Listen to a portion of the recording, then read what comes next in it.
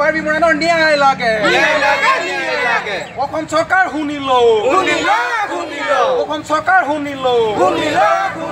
বিৰাক অঞ্চলৰ কঁঠালগুৰি গাঁৱৰ শ্ৰীযুত ৰুবুল মৰাণৰ একমাত্ৰ কন্যা সন্তান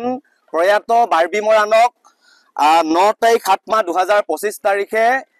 অসম চিকিৎসা মেডিকেল কলেজ ডিব্ৰুগড়ত ভৰ্তি কৰোৱা হৈছিল আৰু প্ৰয়াত বাৰ্বি মৰাণে 2 তাৰিখ 8 মাৰ্চ 2025 চনত অসম চিকিৎসা মেডিকেল কলেজ ডিব্ৰুগড়ত মৃত্যুক আঁকোৱালি ল'ব লগা হয় আৰু এই সম্পূৰ্ণ বিষয়টোত তেখেতক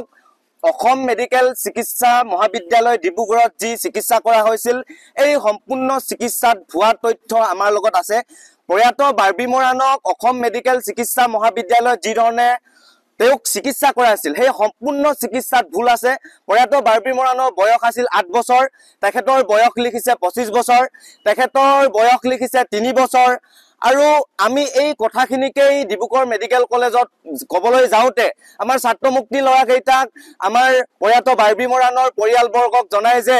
5 জন ব্যক্তি বোলে চিকিৎসক বোলে এই সম্পূৰ্ণ ভুৱা চিকিৎসক হিচাপে তাত তেওঁলোকে চিহ্নিত কৰিছে আমাক এখন কাগজ দিছে তদন্ত কমিটি দিছিল আৰু এই যে তদন্ত কমিটি বহালে আৰু ভুৱা চিকিৎসা কৰিছিল বুলি ভুলকৈ চিকিৎসা কৰিছিল বুলি আমাক জানিব দিছিল তেওঁলোকক আসলতে মাত্ৰ অকল এখন নটিছৰ দ্বাৰা তেওঁলোকে যে ভুল চিকিৎসা কৰিছে বুলি জনাইছে আসলতে তেওঁলোকক গোটেই অসমে সমগ্ৰ অসমে আসলতে তেওঁলোকে যে প্ৰয়াত বাৰ্বি মৰাণক ভুল চিকিৎসা কৰিছিল সমগ্ৰ অসমে অৱগত হোৱাকৈ ইয়াত কোনো ধৰণৰ সামাজিক মাধ্যমত তেওঁলোকে সাক্ষাৎকাৰ দিয়া নাই আৰু যি কেইজন চিকিৎসকে প্ৰয়াত বাৰ্বি মৰাণক চিকিৎসা কৰিছিল তেওঁলোকক আমি 12 ঘণ্টাৰ ভিতৰত ছাত্ৰ মুক্তি সংগ্ৰাম সমিতিয়ে কৃষক মুক্তি সংগ্ৰাম সমিতিয়ে নাৰী মুক্তি সংগ্ৰাম সমিতিয়ে আৰু পৰিয়ালৰ লোকে দাবী জনাইছো 12 ঘণ্টাৰ ভিতৰত প্ৰয়াত বাৰ্বি মৰাণক যি কেইজন চিকিৎসকে ভুল চিকিৎসা কৰিছিল তেওঁলোকে সামাজিক মাধ্যমৰ যোগেদি হয় মই ভুল কৰিছিলো প্ৰয়াত বাৰ্বি মৰাণক মই মাৰ্ডাৰ কৰিছিলো বুলি সামাজিক মাধ্যমত যদি 12 ঘণ্টাৰ ভিতৰত তেওঁলোকে সাক্ষাৎকাৰ নিদিয়ে তেন্তে কিন্তু প্ৰয়াত বাৰ্বি মৰাণৰ পৰিয়ালবৰ্গ দুখিত পৰিয়ালবৰ্গ আৰু ছাত্ৰ মুক্তি ল'ৰা কেইটাই ৰাজপথত যে তীব্ৰ গণতান্ত্ৰিক আন্দোলন গঢ়ি তুলিব সেইটো কোনো স্পষ্ট কথা আৰু এটা কৈ থৈ দিও কথা প্ৰয়াত বাৰ্বি মৰাণক অসম চিকিৎসা মেডিকেল কলেজত যিদৰে মাৰ্ডাৰ কৰিলে মাৰ্ডাৰ কৰিলে এই মাৰ্ডাৰৰ যি ক্ষতিপূৰণ 48 ঘণ্টাৰ ভিতৰত তেওঁলোকৰ পৰিয়ালবৰ্গক দিব লাগিব অন্যথা স্বাস্থ্য বিভাগ অসমৰ স্বাস্থ্য বিভাগ অসমৰ মুখ্যমন্ত্ৰী অসমৰ প্ৰত্যেকখন জিলাতে অসমৰ প্ৰত্যেকটো অঞ্চলতে তিনিচুকীয়া জিলাৰ প্ৰত্যেকটো অঞ্চলতে সদৰ থানাসমূহত আমি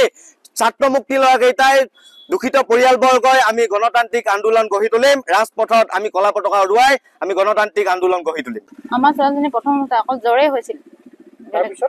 তাৰপিছত আমাৰ বৰদিয়া ওচৰত মেডিকেল আছে মেডিকেল নিলো মেডিকেলত ক'লে কি আমাৰ এই টেষ্ট কৰিবলৈ এইটো চিকিৎসা নাই ডিব্ৰুগড়ত লৈ যাওক বুলি ক'লে আমি ডিব্ৰুগড়ত নিলো ডিব্ৰুগড়ত মেডিকেলত 29 তাৰিখে জুলাই মাহৰ 29 তাৰিখে ভৰ্তি কৰালো তাত ছাৰ বাইদেউহঁতক ক'লো ছাৰ ৰিপৰ্টবোৰ কেনেকুৱা আহিছে নৰ্মেল আহিছে বুলি ক'লে নৰ্মেল অহাৰ পিছত আমাৰ ছোৱালীজনী কেনেকৈ মৃত্যু হ'ব পাৰিলে যদি ভুল চিকিৎসা হৈছিলে তেতিয়াহ'লে সেতি আগতে কেলে ক'ব নোৱাৰিলে আমি সকলো ৰিপৰ্টবোৰ চাই গ'লো তেতিয়া সেই ৰিপৰ্টত গম পালো যে সকলো ট্ৰিটমেণ্টে ভুল কৰিলে বুলি আপোনালোকক এখন কিবা কাগজ দিছিলে নেকি তেওঁলোকে যে ভুল হৈছিলে বুলি কাগজ এখন দিছিলে ভুল হৈছে বুলি দিছিলে বয়সত খেলিমেলি লগাইছিলে নেকি বয়সত খেলিমেলি হৈছিলে 8 বছৰ ছোৱালীজনী 25 বছৰ বয়স লিখি দিলে আকৌ 3 বছৰ দিলে সেইজনী ছোৱালী কেনেকৈ হেৰি হ'ব এই বিষয়ে আপোনালোকে জিলা উপায়ুক্তক কিবা জনাইছিলে জনাইছিলো এতিয়ালৈকে চোন একো হেৰিয়ে পোৱা নাই এতিয়া বৰ্তমান আপোনালোকে ডুমৰা চাৰ্কুল অফিচত আহিছিলে এই বিষয়ে কি বিচাৰে আপোনালোকে আমাৰ ছোৱালীজনী ন্যায় লাগে যাতে আমাৰ ছোৱালীজনী যি হ'ল আৰু বেলেগক আৰু একোটা নহওক সেইটো ক্ষতিপূৰণ দিব বুলি আমি আশা কৰিছো যিকোনো খবৰৰ বাবে যোগাযোগ কৰক 7099017330 লগতে 7099017110 নম্বৰত